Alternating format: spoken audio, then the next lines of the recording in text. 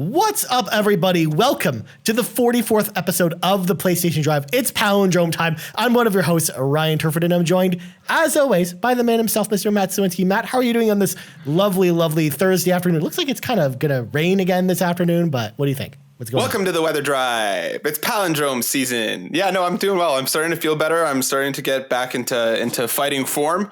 So I'm doing all right, Ryan. How you doing? I'm doing well as well. You know, it's been a busy week for me. I mean, I've been packing. It was my birthday on Monday, so I had a birthday party with my mom. Happy belated! I didn't know. Oh, thanks, man. Yeah. So we did that, and then it's been a good week. So I mean, a busy week, all about packing. But because this will be the last time I record this podcast in this apartment. Because next week I'll be moved. I'll be where you are. I'll be in Toronto. So there you go, which is exciting. Come join. Oh, geez. But anyways, now with that creepy invitation out of the way, let's clean the garage a little bit. So folks at home, if you want to support the show, there's a number of awesome ways to do that. Of course, subscribe to us on your podcast feed of choice, whether on Apple Podcasts, Google Play, Spotify. We're all the places you find podcasts. So make sure to hit that subscribe button there. Don't just go to the podcast player and then just play us. We'd love it if you'd subscribe to us as well. Also, if you want to see our beautiful faces every week, head over to YouTube, youtube.com/YumiCapri. We put up a video version of the show over there. And of course, subscribe to us on YouTube, like, subscribe, share the video, binge. I want you to subscribe so much. I told you to subscribe twice. And then, of course, ding, ding, ding, ring that bell for them notifications. And then last but not least, if you want early access to this and all of our shows, head over to Patreon. Patreon.com/YumiCapri is how you do that. You throw a little tip in the old tip jar and out comes content. Now, one other thing on the docket as well, we are actually going to be recording a Gran Turismo 7 Extra Mile episode. Maybe right after we're done this, maybe later today. We haven't really figured out the timing yet, but either way, should be coming your way soon on the podcast feed as well. So if you're looking for our full thoughts on Gran Turismo 7 with me and Matt, we will be recording that soon, and you'll be hearing that soon. I don't know if I'll be able to push both these out today, but it'll be soon. So look out for that on the podcast feed as well. But enough about that. Let's grab our 8 tracks, pop them in. It's time for the playlist, and it's time to talk about the games we played this week. So, Matt, I have a boring thing, so you tell me about all the things you played, my friend. I've had a bit of a smorgasbord of a week, Ryan, of different things that I've been playing. I started in on Dying Light 2. Shout out to Strad PR for sending over a copy of that. I'm enjoying it so far. The world itself is quite beautiful. I really like the setting. It's giving me a lot of vibes of like Infamous 2 in terms of the locale and like the way that the buildings are designed, which is super cool.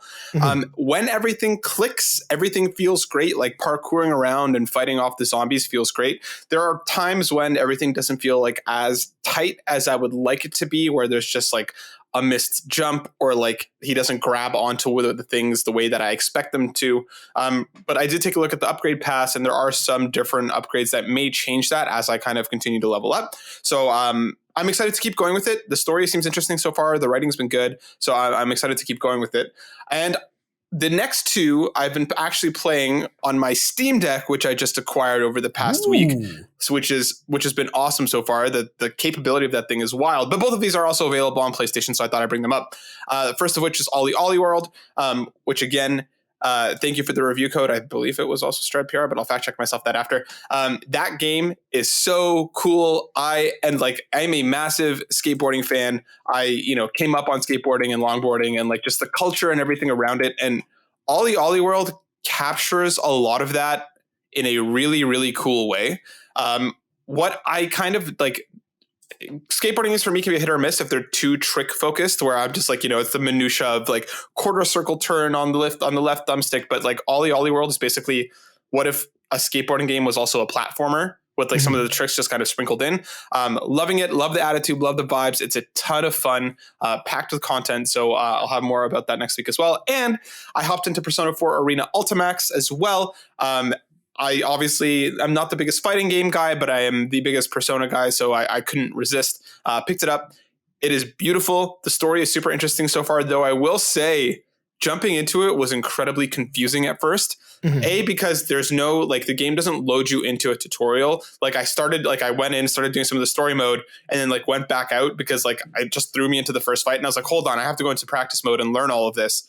And now like I'm starting to adjust a little more. I'm starting to enjoy the combat side of it. The story itself is really interesting. It's also weird just because this is Arena Ultimax, so there is like an added story mode, but the way that they're kind of listed out on the screen, it's like the sequel, but they've also added in the base story mode from Arena. So I had to, again, look it up, like which one should I start with? So if anybody's jumping into it and was as confused as I am, start with the Arena story mode and then go into the P4 episode because it doesn't really explain that very well. But I just love being back in this world, being back with these characters. The writing's been great so far. Like I'm pleasantly surprised with how much the story is like integrated into it, because it is basically like visual novel and then a fight, visual novel and then a fight, which for me, I have no qualms with whatsoever. I love these characters and I love this world. So spending more time with it and basically what is a sequel to Golden is fantastic. And I'm really liking it so far.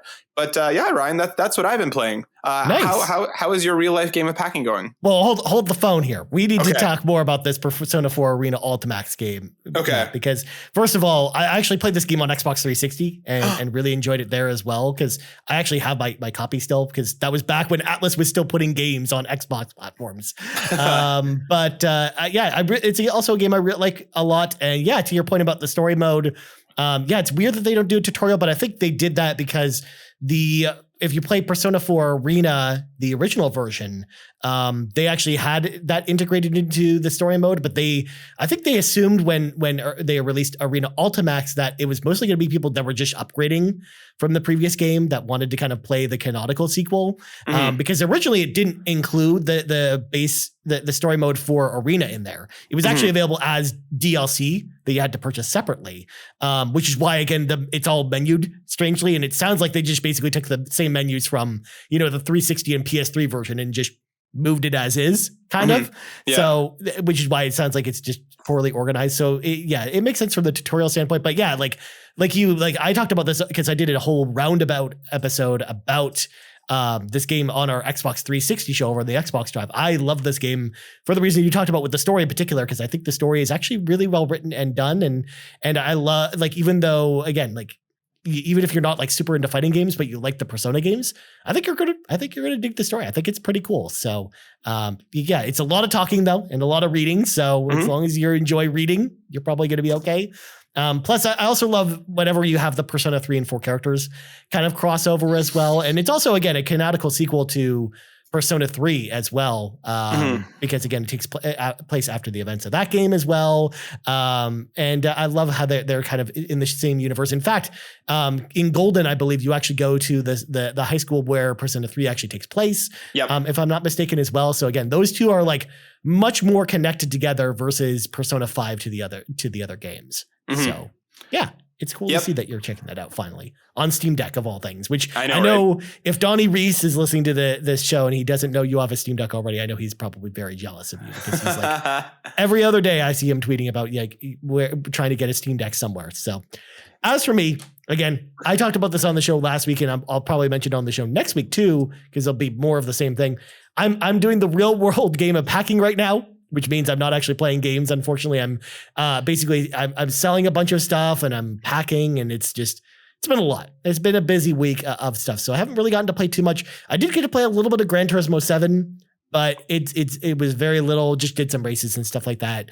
Got some more credits, but couldn't really earn enough to buy a car or anything like that. So there you go. That's a whole other conversation again. That's something we're going to talk about on the Gran Turismo Extra Mile. So go listen to my thoughts about it on there. But yeah, overall, it's been a fairly gameless week. I just haven't really had a lot of times for games. Plus, I've been working all week too. So it's just like adding that all together just doesn't make a lot of time for games, unfortunately. But I understand. Can I make a request though? Can you please, once you move and unpack, can you then play Unpacking on Game Pass just to kind of synergize the worlds together? Maybe I can definitely do that. I've played that game before. I like that game, so I could definitely replay it, to get the unpacking experience in virtual form after I've unpacked my stuff. But it's perfect. But yeah, so there you go. All right, let's slam the brakes on this conversation. It's time for some breaking news, and it hasn't been a huge news week, but we'll talk about some of these news stories this week. We're going to start off with an interesting one that I was not expecting to read this week. Haven Studios, which was formed last year by Jade Raymond, has officially been acquired by Sony and will be officially joining the PlayStation Studios family for an undisclosed amount of money. They had a whole blog post about it, but they didn't mention how much they purchased them for or anything like that. So, and I couldn't track any of that information down before the recording of this. So if that news has come out since then, I'm sorry, I just couldn't find it before the show started. And the reason for this move, according to Hermen Hulst, was the game that they have in development at Haven looked so promising that they didn't want to wait, and they just wanted to buy the studio outright because they wanted to make sure that this thing kind of stayed in the PlayStation ecosystem and that they were kind of, here to stay, essentially. But yeah, I think this is actually an interesting move. I'm curious to know what you have to think about this, Matt, because I was not expecting them to, this is not really PlayStation's style of buying a studio that hasn't even released a game yet. But what do you think about this acquisition? I think if it wasn't for Jade Raymond being there, they wouldn't have even considered this. She's obviously a very prolific and storied developer who has a ton of experience with some of the biggest franchises out there. So this to me just shows how much faith they have in her and the team that she's built around her. So I do agree with you. I think this is very strange, especially because we've learned literally nothing about what Haven is up to. This was, like you said, kind of random and kind of out of nowhere. I would have assumed that maybe they would have waited until they at least some of it was shown to the public or something. But if Hermen Hulst's statement is true, they just didn't want to waste any time. And I wonder how much of this is also just possibly slightly reactionary to the way that Xbox has been gobbling up studios over the last few years. I just wonder if they're almost trying to beat other acquisitions to the punch now. And there are little rumors going around and stuff that this isn't even the ending of PlayStation, continuing to purchase other studios. So I think this just now really opens the door for future acquisitions outside of the normal PlayStation wheelhouse, which was, this was a studio that we've worked with for a long time. We might as well buy them. I think they're starting to branch out and look at other studios that they may not have a closer relationship with, or possibly something a little bit newer, which we've seen with a couple acquisitions now. So yeah, I think this is an interesting play, and I'm curious to see what else is going to come. And I'm really, really curious to see if Haven's game is going to be a single player game. Is it a live service game? Does it kind of fit into that 10 to 12 game catalog that we learned about? But I don't know, Ryan. What do you think? Where are you at on this? Yeah, I think it's interesting. I really don't know what to make about this, because again, I think and this kind of goes back to something we talked about on the show a few weeks ago, where we know that Sony's kind of moving towards live service games. And this basically tells me or sends red flags off in my brain that this is not only a live service game, but it's going to be they might have a 10-year plan for this live service game. And they kind of just want to get the jump on it, kind of like what they did with Bungie in a way. Or even though, we know that Bungie has a new game in development that's not Destiny 2. That's also probably going to be a live service game, I'm guessing. That's kind of the thing that motivated PlayStation to buy them right away. I'm guessing that this probably falls into the same camp. But I want to bring in famous Seamus, because maybe we should talk about this a little bit, who asked the question, does PlayStation buying Haven make you more excited for their game before? I mean, yes, don't get me wrong. I think Hermen's comments actually make me more intrigued to find out more about this game. But it's just, I've said it on the show before, it's just tough to get excited about a game that you know literally nothing about, or haven't seen a single piece of gameplay of, or concept art, or literally anything. We don't know the setting of this game or what you're even doing in it, what genre it's even in and stuff like that. So yeah, it's just tough to be excited about a game, but I am more excited to see what this actually is, given kind of Hermen's high praise. But Matt, what do you think? I think that this does make me more excited, just because if PlayStation is willing to slap on, their PlayStation Studios branding on this, that just means to me that they do have a certain amount of faith in whatever the game is. Now, whether the game will be for me or not is a different question. But we haven't really had a miss from PlayStation Studios in quite a while. Even the lowest point probably in the last few years was Days Gone. But even then, that has its own share of fans and people who really like that game. So for them to look at this and say this is worth putting under that PlayStation Studios branding, has to, at least given their track record in the last number of years, does make me more excited to see what it is. And again, whether it's going to be for me or for not is a different question, but I am more excited now to see what Jade and Haven are working on. Yeah, definitely. So again, I still think this is a game that's maybe, a year or two away at least from us even seeing what this game is. So yeah, it's still going to be a while before we see anything about this. So I am excited to see more. But yeah, it's such a long ways away that it's just hard to, contextualize it more than that anyways. But next up, we got a new PlayStation 4 and PlayStation 5 system update today with some minor features, but there's an interesting tidbit that came from this. So there's a new system update that rolled out today that includes the ability to create and join open and closed parties on PlayStation 4 and PlayStation 5, as well as we're getting some PlayStation 5 UI enhancements for both the game base and the trophy cards. Plus, there are new accessibility features like mono audio for headphones and a bunch of other stuff. They outlined it in the PlayStation blog post that I kind of listed in the show notes.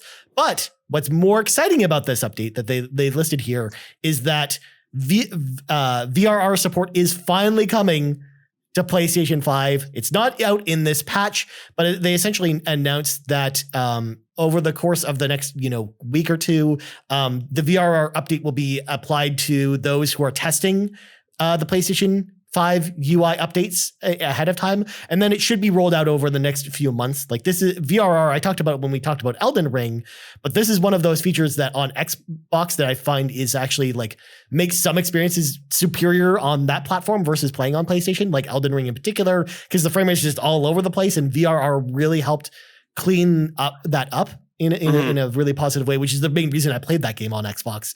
So I'm very excited that this feature is finally coming to PlayStation. I think this is a great move. And Matt, what do you think? Are you excited about this? Yeah, I am. I had never, really heard too much about VRR until you brought it up, and since then I've dug into it a bit. So this coming to PlayStation does make me excited. The rest of it, is cool. The party system overhaul, at least the beginnings of it, is cool to, just streamline that out a little bit. But the VRR is kind of the big thing. I would assume that this is going to be out by June, if not around that time frame. I can't imagine that they're going to be waiting too much longer for this. If they're already announcing that it's coming, I don't think this is going to be like back half of the year kind of thing. But interestingly, and I just quickly fact checked myself, it is nice to see that PlayStation, the PSN is back up and running, because apparently this update also broke PSN for a lot of people. So just be aware that it does seem safe now to download this update as things stand, because apparently it was a little bit harrowing for the first 24 to 48 hours for people who jumped in on this right away, which is unfortunate, because, that sucks, because I saw plenty of things on Twitter and Reddit, like completely different subreddits being like, I can't play my game. So I'm glad that it's now fixed. I'm glad that they rolled that out quickly. But yeah, I think VRR is exciting, and I can't wait to see more.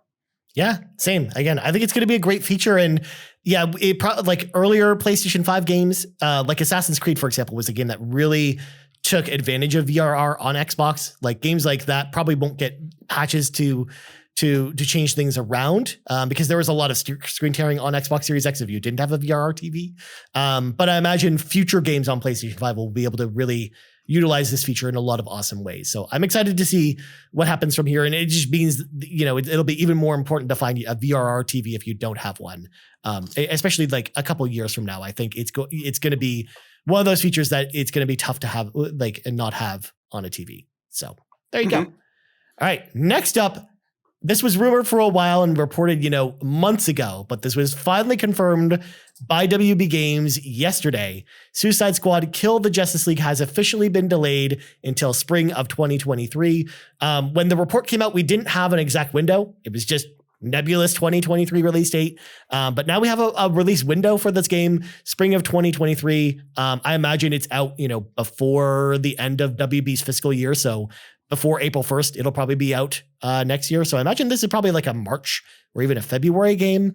But this is a move that we could have seen a mile away, especially with, again, Batman getting dated for Gotham Knights getting dated for this fall. Like there was no way they're going to launch two DC games like 2 months from each other. Like that was probably not going to happen. So I think this is a great move. But Matt, what do you think?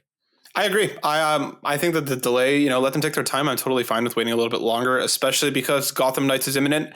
I think spacing those games out from each other a little bit makes a lot of sense. Just again, because they're both kind of Batman adjacent properties, it's nice to kind of give each of them a little bit of their own breathing room. I think you nailed it with the release timing. I think March is a great time for this game right before the fiscal year is up. So for me, yeah, I mean, it sucks that we're not going to be able to play it soon, but I'm glad that they're going to take their time, get it right, and then, give Gotham Knights a little bit of breathing room as well, especially because, again, both co-op focused DC games, it's going to be nice to kind of let them breathe a bit.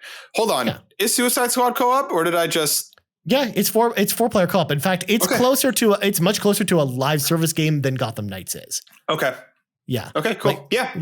Yeah. Like in fact, like Suicide Squad, the model that they're describing for it reminds me a lot of Avengers, but I think it's less gear driven than Avengers, if that makes any sense. Mm-hmm. So, okay, cool. Yeah. I'm curious to know more anyways, because it's interesting. But speaking of interesting things, one thing that I was not expecting as well, CD Projekt Red have announced a new Witcher game is in development, and it will be the beginning of a quote unquote new saga for the series. It will be developed in Unreal Engine 5 rather than the Red Engine, because the Red Engine was used to power all of the previous CD Projekt Red games, but they're going with Unreal Engine 5 this time around. And they mentioned in this update, because this was also, they announced this as part of a partnership with Epic Games, where now all of their future games will be on Epic engines, including with Unreal Engine 5. And then, whenever Unreal Engine 6 comes out, that's when they'll continue to make their games on, essentially. But what do you think about a new Witcher game being announced this early? Because number one, we know nothing about it other than it's the start of a new saga. We don't even know if you're playing as Geralt or Ciri or, someone else. And we have no idea when this is coming out. So what do you think, Matt? This seems like a really weird, throwback announcement to something we would have gotten 10 years ago. This seems like they have confirmed that it is going to, at least the medallion is the, the school of the Lynx. So I would hope that means that Geralt and Ciri will be left alone. I would be much more interested in an entirely new cast of characters and, a new page out of that genre, or that series, rather than them kind of going back to the well. I really do wonder how much of this shift to Unreal Engine 5 comes from the problems that they had with Cyberpunk. I really wonder if, because of all the development trouble that they had with Cyberpunk, how long it took them, how poorly it ran when it came out. And even today, after their big updates, I'm still seeing a lot of people talking about how many bugs that they still run into. It's arguably much better than before. But I just find this a very, very strange time to announce this game, a very strange way to announce this game. I would, maybe it has to do more with, the contract that they're signing with Epic to kind of, drop some sort of tease or something about what they're working on. But I don't know. I think Unreal Engine 5 is going to be I don't know enough about the development systems to know if this is going to be easier for them, if that means that this game is going to take longer or not. But yeah, I'm excited to see something new from The Witcher, but I also think that CD Projekt has a lot of ground to make up after Cyberpunk and the way that it's been going and it continues to go. And while I think they are taking steps in the right direction, I think they have a lot to prove with this next Witcher game. And I'm curious to learn more about this, but yeah, I can't imagine this thing is going to be out before 2025. Yeah, this actually reminds me, and Sean and I talked about this on the Xbox Drive yesterday, but this really reminds me of the situation when Cyberpunk 2077 was announced, because I don't know if you remember, Matt, but Cyberpunk 2077 was announced in 2012 and came out 8 years later. And the announcement we got for it was actually even more substantial than the announcement we got for this Witcher game, because at least we had a concept trailer for Cyberpunk 2077 that kind of, was the announcement for the game. Whereas this, we got nothing to work with besides the one image. So I mean, for the most part, it's just we have no idea. I'm in agreement with you though. I would love to see a new cast of characters rather than having bring back any of the older characters. I mean, obviously you can have maybe have cameos for some of the characters, but I'd love to see a new story that doesn't, isn't revolved around, Geralt or any of the major characters from the previous games. But as someone who wasn't super into The Witcher 3 because of just how long it took to do anything in that game, and the bajillion side quests that almost, never ended. I'm just constantly, I'm curious to know what's going to happen with this game, the development of this game, because Cyberpunk is actually a game I enjoyed playing more, believe it or not, because I found it was just more of a focused experience, and I found myself just enjoying that more with that game. So I hope maybe they take some of that design mentality and maybe apply it to a Witcher game where, yes, there's maybe a ton of side quests to do. There's maybe 100 hours of side quests if you want to do them. But if you just want to, play through the 20-hour story that's really well crafted, then I hope the game gives you the freedom to do that, which is something I found The Witcher 3 didn't do.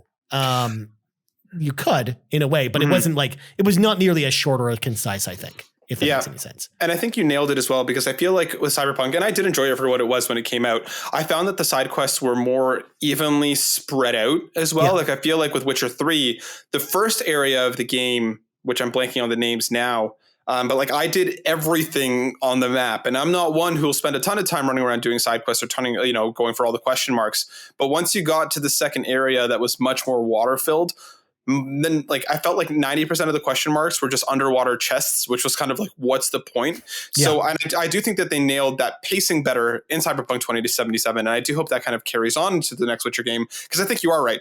I loved, Witcher 3, but I do think that like it was more front loaded than it was back. And while Cyberpunk had a much more even pacing. So I'm hoping that we see a little bit more of that.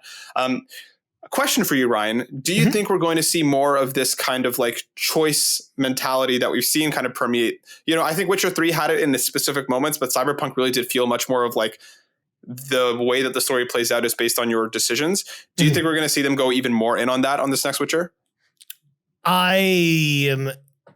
I think my gut says no. I think it will be, because even if it's not following, Geralt, I think there will be a specific character or character set that you're gonna want you to focus on their story, and they will still present choices, but I don't think they'll be as important as something like Cyberpunk, where Cyberpunk again was based off a pen and paper RPG.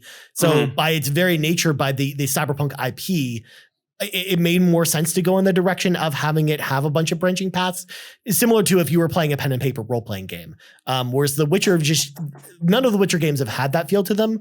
So while I would love to see them explore that direction with something like The Witcher, with a new Witcher game set in that universe, I personally don't think they're going to go down that route. Where like maybe even to the point where like I would even love to see where you create your own Witcher, essentially, and then have them go, like you have them start in like one of 3 different areas like you did in Cyberpunk. I think something like that would be cool. But I think they're going to make it more of a focus experience rather than doing something like that, unfortunately. But because that makes me a little sad, because I like that stuff in Cyberpunk. But. Yeah, and like I don't know, I think like it would be really cool to make your own Witcher, and to even if they took it kind of more, if you were able to pick like your starting school or whatever, right? Like like we had like the focus on the links. It'd be interesting to see them kind of work that in a little bit more. But I think you're right. I think it might be a little bit more of a linear story experience compared to something like Cyberpunk. But I hope that they do take a little bit more of that design ideology. Like if they don't have to follow Geralt, if they don't have to follow kind of some of the things that the book's already established, I hope they do take a little bit more, risk in terms of how they're going to let that play out. But I guess we'll see in like 7 years. Yeah. or whenever it's done. Like I imagine that this is probably a game that comes out at the end of the PlayStation 5's life cycle. Like it just like Cyberpunk was. Like I imagine it's like one of the, like it comes out in like the last year before, the PlayStation 6 comes out. Essentially is what I'm guessing for this game, but we'll see. I know that like when I was talking to Garrett Bland over the RPG Cave, because he's very excited about all things Witcher, I know he was very excited about this, and I love picking his brain about a bunch of ideas too. So I'm excited to see more, and I guess we'll see more in 3 or 4 years probably. But probably. Yeah. Now normally, Matt, this is where we do the carpool, but we actually already answered the one question that we got this week, but we still got about 10 minutes left, and we got a interesting question over on the Xbox Drive yesterday that wasn't Xbox related. So I'd love to know what you have to say about this, what you think about this question. This comes to us from Brian Eck over on the YouTubes, and he asked the questions for both of you. Have you ever been to a gaming expo event or convention? How was your experience, and would you go again? Also, what are your thoughts about the E3 rumored to be digital-only event later this year? So Matt, Sean and I talked about this yesterday, so I'll let you talk first. Have you been to gaming only conventions? I mean, I would say when we went to Fan Expo this year, that didn't really count because there wasn't really like gaming stuff there. But have you been to like a gaming convention, like a PAX or something like that, or like any gaming events? I went to one in Korea, actually. There was like a big yearly convention that happened in Busan, in the city that I was living in. So Destiny and myself went and checked it out. I thought that I wish I knew more about it going into it, because given the way that the gaming market is in Korea, which is very heavily mobile focused, this was a very heavily mobile focused event with kind of just like tiny pockets of anything related to console or PC or games that I had any interest in. In terms of like the general vibe and stuff, it was super cool. Seeing all like the massive statues from stuff like Brawl Stars and just having like this huge event where it's just dedicated to people who love games, I think is really, really awesome. On top of the fact that like they had all these cool like Pokemon Go installations and stuff, which very much was for me. But that was pretty much the only thing that I've been to that has been gaming focused. We were talking about going to PAX this year because we got media badges, but it just isn't feasible for us this year with, me starting a new job and everything going on. But it's something that I definitely want to do more of in the future, just because, again, now being in the space, I want to get out there. I want to meet people. I want to see some cool stuff. It just seems like, the dream. I always wanted to go to, E3. Lord knows if I'm ever going to get the opportunity given with the way that things are heading. But PAX is one that I really want to go to. TwitchCon also looks really cool. There's a bunch of them that I want to make it out to at some point or another. But what about yourself, Ryan? Yeah, honestly, I've also never been to a gaming specific convention. Again, I've always wanted to go to E3, or even like back when I was really into Blizzard stuff. Before everything that happened with Blizzard, I always wanted to go to BlizzCon. Like that was always like the dream for me as well, especially when I was like really into World of Warcraft and stuff. Like I would see like we would end up buying, the Blizzard virtual ticket, me and my friends, and we'd all split the cost for it and end up watching, BlizzCon every year. That was kind of like our thing. I mean, obviously now probably wouldn't want to go to BlizzCon, but that was something that I always thought about. And always dreamt about. But E3 in particular is the other one I've always wanted to go to, but just never had the chance. I was so jealous of Sean because he was telling me the story yesterday about how he actually got to go to E3 the last year that they had E3, which was 2019. Like he was at the Xbox conference when Keanu Reeves came out during the Cyberpunk thing. Like he was like maybe like 20 feet from the dude who said, you're breathtaking, essentially. That's awesome. Yeah, and they got to go to FanFest and do a bunch of other stuff. They went to like the Bethesda conference and some other stuff. So I was really jealous when I heard about that. I mean, I've been to gaming specific events that were press things. I talked about this on the Xbox Drive yesterday, but I went to my first one that I ever went to was we were invited by Nintendo before the Nintendo Switch came out. It was like 2 months before the Switch came out to go to an event at the convention center in Toronto to play every single Nintendo Switch launch title and the Switch itself, like 2 months before the console came out. And that was an amazing night because because I was doing my other podcast at the time, and I got to play every single launch Switch game, including wowing the Disgaea folks, because I was the only one to actually be able to beat the Disgaea demo that they had because it was really difficult. But I had an amazing time at that event. And then another one that I'll never forget as well actually happened pretty soon after it, which was for Injustice 2. Where we had an event in Toronto for that. And I got to meet Ed Boon, which was someone that I've looked up to for years because I love the Mortal Kombat games.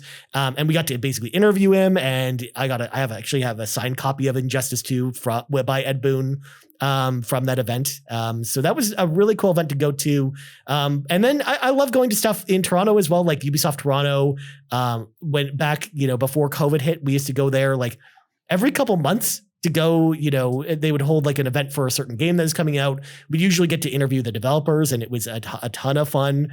And I miss all that stuff. I remember, going to, there were events in Toronto, like usually like every couple of weeks or even every month. And it would always give me a new thing to look forward to. Cause it wasn't even just about, going there and playing the games, but it was also getting to meet developers, kind of face to face and kind of pick their brains about stuff.